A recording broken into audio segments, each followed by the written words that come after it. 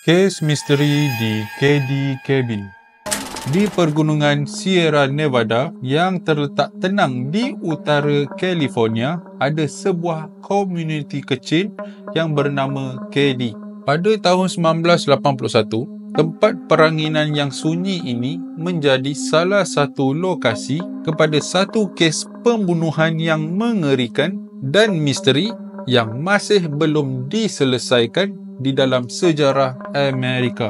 Pada malam 11 April 1981, Gianna Sushap yang berusia 36 tahun tinggal di kabin 28 bersama 5 orang anaknya. Keesokan paginya, 3 orang telah pun mati dibunuh. Terima kasih mana yang tengok konten-konten aku selama ni. Jangan lupa support aku kat platform ni, okey?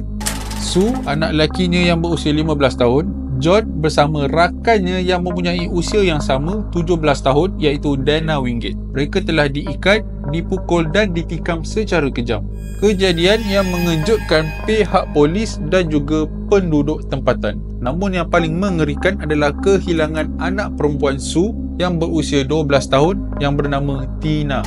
Dia hilang tanpa sebarang petunjuk. Selama 3 tahun, tiada siapa yang tahu apa yang terjadi kepadanya. Sehinggalah sepihan tulangnya yang ditemui hampir 30 batu jauhnya di daerah terpencil Butte County. Tiada tanda pencerobohan paksa dan serangan yang kelihatan terancang menyebabkan polis mensyaki bahawa pembunuh adalah orang yang mengenali mangsa. Ada 2 lelaki tempatan yang menjadi suspek utama. Suspek yang pertama adalah jiran mereka sendiri, lelaki yang bernama Martin Smart, dan rakannya yang menumpang yang bernama John Bo Bubet. Isteri Martin ni bagi tahu bahawa Martin dengan Bo ni ada bakar sesuatu dekat belakang rumah pada malam kejadian, dan bahawa Martin ini sangat membenci John Sharp. Namun begitu, tiada sebarang tangkapan yang dibuat. Bo akhirnya meninggal dunia pada tahun 1988, manakala Martin meninggal dunia pada tahun 2000. Kedua-duanya tanpa pernah didakwa.